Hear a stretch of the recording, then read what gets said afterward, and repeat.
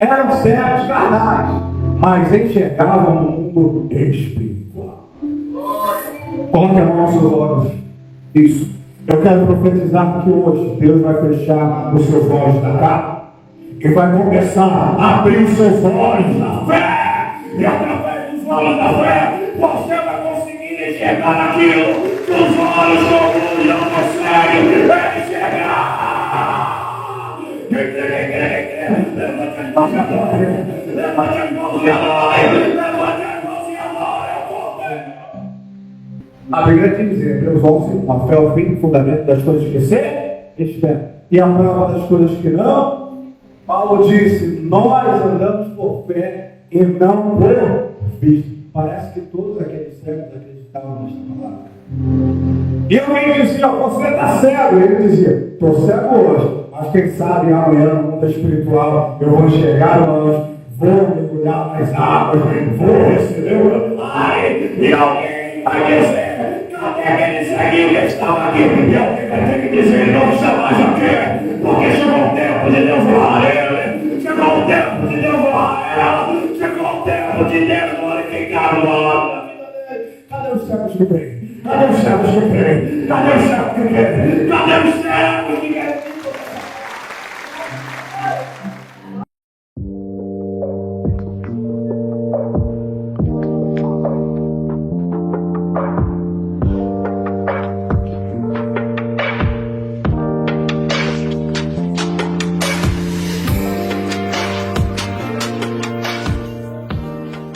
O tema da minha... Os nossos ouvidos que foram como uma flecha atingindo o alto dos nossos corações. Efetivamente, ele vem fazendo o que chama arma no meu coração e provocando um impacto duradouro sobre o meu ser e trazendo luz ao meu viver e fazendo moradia mais profundo no meu interior e fazendo a minha alma se deleitar, o meu coração estontear e o meu espírito saltear dentro de mim pela concepção das poderosas e gloriosas palavras que o apóstolo São João teve o grande beneplácito de não deixar escrita, inspirar, ouvido e impulsionar por magnífica e extraordinária inspiração divina, concedida pelo Espírito Santo, que um dia se apoderará a ser o mesmo. No capítulo 5 do Evangelho, como segundo escreveu São João, o evangelista narra-nos, conta-nos a história real, verídica e verdadeira de um tanque conhecido por todos nós outros como tanque de Betesda. Betesda significa casa de misericórdia. Ele declara explicitamente que ao redor do tanque, não ao redor do tanque, mas ao redor do tanque, havia uma multidão de enfermos que esperavam o movimento das águas, porque uma certa ocasião os céus se abriam, o anjo descia, movimentava as águas, e o primeiro que ali mergulhasse, após o anjo agitar as águas, era curado de qualquer enfermidade que tivesse. Agora veja os senhores e as senhoras. A história paralela nos afirma que Joaquim e Dona Ana tiveram duas filhas. Uma se chamava Maria e a outra se chamava Maria Salomé. Maria casou com José, o carpinteiro, aquele qual foi o pai adotivo de Jesus. E Maria Salomé casou exatamente com Zebedeu, o pescador, ao qual este deu a ela dois filhos, que nós conhecemos como Tiago e como João. O homem que comprou o capítulo 5 do Evangelho ao segundo escreveu São João. Agora vejam, senhores e as senhoras, que era normal João e Tiago visitarem os seus avós, seu Joaquim e Dona Ana. A história paralela diz que no quintal dos avós de João tinha um tanque. Um tanque chamado este de Betesda. Um tanque esse chamado de casa de misericórdia. João está contando uma história, pastor Pony, que ele conheceu. Desde quando ele era bem garoto, desde quando ele era bem criança. Toda vez que ele ia visitar seu Joaquim, Dona Ana, seus avós, ele se deparava com a história de um tanque. Ele olhava para um tanque que tinha 5 alpendres que tinham 5 entradas. Há quem diga que aquelas 5 entradas representavam o Pentateuco, Gênesis, Êxodo, Levítico, o número do Deuteronômio, e ele olhava e via pessoas certas, via pessoas paralíticas, via corços ao redor daquele tanque, esperando o movimento das águas, porque uma certa ocasião o anjo descia, agitava as águas, e qualquer que mergulhasse naquele tanque, depois que o anjo agitava as águas, era curado de qualquer enfermidade. Ele cresce ouvindo essa história. Ele cresce vendo pessoas que eram sérias, mas que sumiram daquele tanque, porque foram curadas depois que mergulharam naquelas águas. Ele cresceu, talvez conhecendo até paralíticos que estavam ao redor daquele tanque, mas quando ele ia crescendo e vinha visitar os seus avós novamente, aquela pessoa não estava mais naquele tanque, porque aquela pessoa já tinha sido curada, aquela pessoa já tinha recebido o seu lar. Ele está contando uma história que ele mesmo vivenciou. Uma história de um tanque que ele conhecia muito bem, que estava exatamente no quintal dos seus avós. Ele cresceu vendo um anjo descer, agitar as águas e as pessoas sendo curadas. E ele faz questão de nos narrar esta história no capítulo 5 do seu livro. Ele faz questão de lembrar a mim e a você que próximo à porta das ovelhas, lá estava um tanque milenar, que ao redor do tanque havia uma multidão de pessoas enfermas. Por quê? Porque durante anos havia pessoas que estavam recebendo o seu milagre através do anjo que agitava aquelas águas. Por falta de conhecimento, até eu já cometi esse pecado, dizendo que o anjo não movimentava as águas, porque nós sabemos que ali eles acreditavam que era a casa da oliveira, que tinha uma oliveira enorme ali no quintal de Joaquim e Dona Ana, e que as raízes daquela árvore que movimentavam o tanque. Mas crescendo um pouquinho, estudando um pouco mais, eu descobri que não tinha nada a ver de raízes de árvore nenhuma. Quem movimentava as águas era o próprio anjo do Senhor. O milagre fazia o milagre acontecer. Agora veja, ele está falando que lá tem uma multidão de enfermos, lá tem uma multidão de... Eu fiz questão de ler aqui, que nessa fila não estou inventando. Está escrito que tinha uma multidão de cegos. Nesta fila tinha uma multidão de... Pode ser mais forte. Nessa fila tinha uma multidão de... Não estou inventando, porque alguém às vezes diz, pastor, que até inventa. Eu digo, eu não invento nada, eu sou só um pensador que examina as escrituras. E às vezes a pessoa não examina e ainda tem audácia de dizer que eu estou inventando. Não estou inventando coisa alguma. Está escrito lá que tinha uma multidão de cegos. Tinha uma multidão de... João 5:2, está escrito lá, pastor, que tinha uma multidão de cegos. Não é segundo a história paralela, não é segundo o historiador, é segundo a própria Escritura Sagrada, que está dizendo que lá tem uma multidão de... Tem uma multidão de... Agora veja. O anjo se manifestava em forma física. Eu disse que hoje se manifestava em forma porque ele tocava no físico das águas para agitar as águas.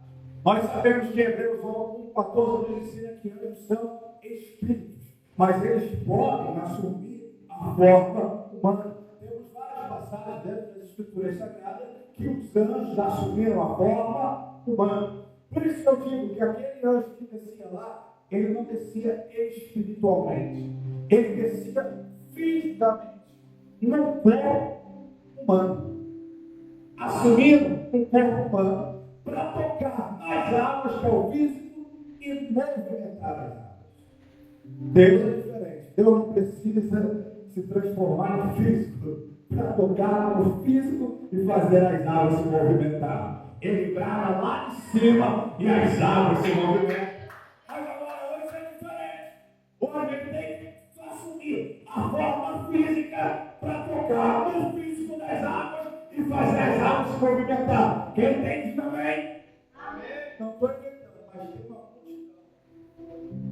de homens cegos à verdade. O que eles estão fazendo ali? Sendo de conhecimento de todo mundo. Desde a época que João era criança, todo mundo sabia que o anjo descia de forma física. O que os céus estão fazendo ali, pastor Tuano? Se ele não tem visão para enxergar o anjo descer e movimentar as águas fisicamente. Se o anjo descia em forma física, eles precisavam enxergar. Eles precisavam ter visão para enxergar físico. Mas a Bíblia faz questão de dizer que tem uma multidão dos céus. Talvez alguém chegava diante daquele céu, pastor Paulo, não está na Bíblia, mas é uma conjecturação minha, dizer: o que você está fazendo aí? Tem uma lei para receber o milagre. O anjo movimenta, quem mergulhar primeiro é que recebe a bênção, é que recebe o milagre. E como você vai receber o milagre se você não enxerga um anjo de forma física? O que é que você está fazendo aí nessa fila? Eu acredito que os servos diziam: eu não vou sair da fila porque um dia vai chegar a minha vez. Eu já quero liberar uma palavra profética sobre a sua vida. Tem muita gente que quer fazer que você abandone a fila. Missionário, tem muita gente que quer fazer que a senhora abandone a fila. Tem muita gente que quer fazer que a senhora abandone o ministério. Por ela, para a sua Maracanã. Mas Deus está dizendo para alguém: você é servo, mas continue na fila. Deus está dizendo para alguém nessa manhã: não é para abandonar a fila. Mas eu estou certo, pastor, Deus não vai me escutar. Deus está dizendo: eu não estou nem aí que você está certo. Eu estou dizendo que não é para você abandonar a fila. Eu estou dizendo que não é para você sair ao redor do tanque. Tem alguém que Deus está dizendo nesta manhã: joga a mão para cima e brade, glória a Deus, e brade. Agora, mas pastor Paulo, você era simples. Eles não poderiam enxergar o anjo com os olhos terrenos, mas conseguiam enxergar os anjos com os olhos espirituais. Por que tem uma multidão de servos lá? Só crente entende isso. A Bíblia diz que quem é carnal decide das coisas da carne, quem é espiritual decide as coisas do Espírito. Os servos que estavam ali eram espirituais. Eram servos carnais, mas enxergavam no mundo espiritual. Coloque a mão aos seus olhos. Isso. Eu quero profetizar que hoje Deus vai fechar os seus olhos da carne e vai começar a abrir os seus olhos na fé. E através dos olhos da fé, você vai conseguir enxergar aquilo que os olhos comuns não conseguem enxergar. Levante as mãos e adore. Levante as mãos e adore. Levante as mãos e adore. Deus vai abrir a sua visão. A Bíblia diz em Hebreus 11: uma fé ao fim do fundamento das coisas que se esperam, e a prova das coisas que não. Paulo disse: nós andamos por fé e não por vista. Parece que todos aqueles cegos acreditavam nesta palavra.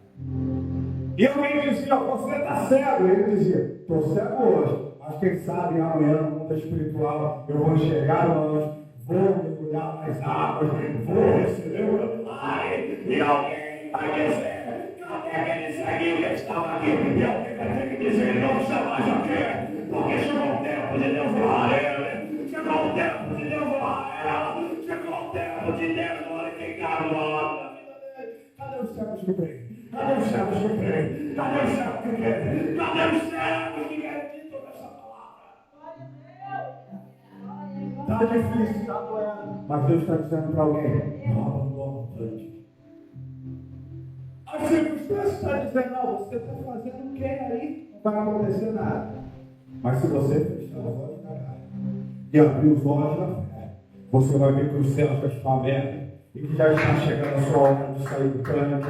Porque Deus vai entregar a maior vitória da sua história, da palma da sua irmã. Quem acredita acredita, joga a mão para cima e faz barulho de glória a Deus. E aleluia. E anda na palavra. Agora, olha aqui e pense comigo. Sabe por que, missionário, ali? Tinha uma multidão de cegos ali naquele tanque? Por causa do testemunho de um cego. Eu vou repetir. Sabe por que tinha uma multidão de cegos ali naquele tanque? Por causa do testemunho de um cego. Não precisa estar na Bíblia nem de história paralela. É só raciocinar na Bíblia. Se um cego foi curado, ele enxergou o anjo no mundo espiritual, eu comecei a receber milagre no mundo físico. Alguém perguntou: cadê aquele ceguinho que estava ali? Ele não estou mais aqui, não. Ele recebeu a cura, recebeu o milagre. O que é que isso aconteceu? Isso motivou os outros cegos. Isso fez que havia uma multidão de cegos. Por causa de um ceguinho que deu exemplo, por causa de um ceguinho que teve fé. Esta prova Deus está permitindo você passar, mas Ele quer que você sirva de testemunha para muita gente. Alguém vai ter coragem para dizer: se o pastor Paulo suportou, eu também posso suportar. Se a missionária Débora suportou, eu também posso suportar. Se a missionária não suportou, eu também posso suportar. Abalacho e manto na Deus te trouxe hoje aqui para isso. Hoje Deus vai abrir a sua visão espiritual. Ele vai te renovar. Ele vai te restaurar. E manda lhe dizer: calma. Falta só um pouquinho para o milagre chegar na mão de suas mãos. Quem acredita, diga glória a Deus. Quem acredita, diga aleluia. Eu estou lutando. Eu só estou certo. Mas eu não sou cego. Eu estou cego no mundo carnal, mas eu enxergo no mundo espiritual. Deixa Deus abrir a sua visão. Você está muito baseado nas coisas terrenas. Para de olhar as coisas com os olhos humanos. E Deus está dizendo para alguém: comece a olhar com os olhos espirituais. O exército cercou Eliseu. O moço de Eliseu ficou desesperado, pastor. Quando disse: e agora? A gente vai morrer. O que será de nós? E Eliseu está falando para ele: calma, fica calma. Tu está olhando as circunstâncias só com os olhos humanos. Olha as circunstâncias com os olhos espirituais. Aqui que Eliseu fez, estendeu seus dois braços e orou pelo seu moço. E a Bíblia Sagrada diz que Deus abriu os olhos dele. A barra subiu na cama, e ele viu um exército, carros de fogo, cavaleiros de fogo, além de tanques. Maior é o que está conosco do que o que está com ele. Deixa Deus abrir a sua visão hoje nesta manhã. Talvez você está no deserto, distanciando do seu filho a um tiro de arma para não ver ele morrer com a egípcia HIV. E dizendo: não tem mais saída, não tem mais solução. É porque você está olhando só com os olhos carnais. Se você talvez abrir os seus olhos espirituais, você vai olhar à sua direita e o que vai estar lá? Vai estar lá o poço para você dar de beber ao seu filho e ele não vai morrer. Quem acredita que a glória é dela? Hoje nesta manhã será uma manhã que Deus vai abrir a sua visão. Todo mundo vai te chamar de maluco, mas você não vai enxergar mais como os homens olham. Você não vai enxergar mais aquilo que os olhos humanos conseguem ver. Não, você vai enxergar com os olhos espirituais. Então, permita me citar o Senhor com todo respeito, pastor Antônio. Faça como o seu pastor. Enxergue com os olhos espirituais. Eu imagino que quando a igreja era bem menor, ali embaixo, ele olhava e já enxergava com os olhos espirituais esse templo maior feito aqui. Alguém dizia: não, está muito pequeno, mas ele dizia: não, com os olhos espirituais, a gente está enxergando um novo templo montado lá em cima. Eu estou vendo Deus fazer um milagre. Aqui Deus está dizendo para alguém: pare de olhar com os olhos da carne e abra os olhos da fé. Abalaxinha, Maracanã, levante as mãos agora. Levante as mãos agora. Levante as mãos agora, Senhor. Se tu estás nesta palavra, Mas aonde tem alguém que acredita que nesta manhã o Senhor pode abrir a visão dele, o que o Senhor fez com aqueles cegos, faça com eles também. Faça eles começarem a enxergar que no mundo espiritual a porta já se abriu, que no mundo espiritual a vitória já aconteceu. Com permissão do meu pastor, convido ele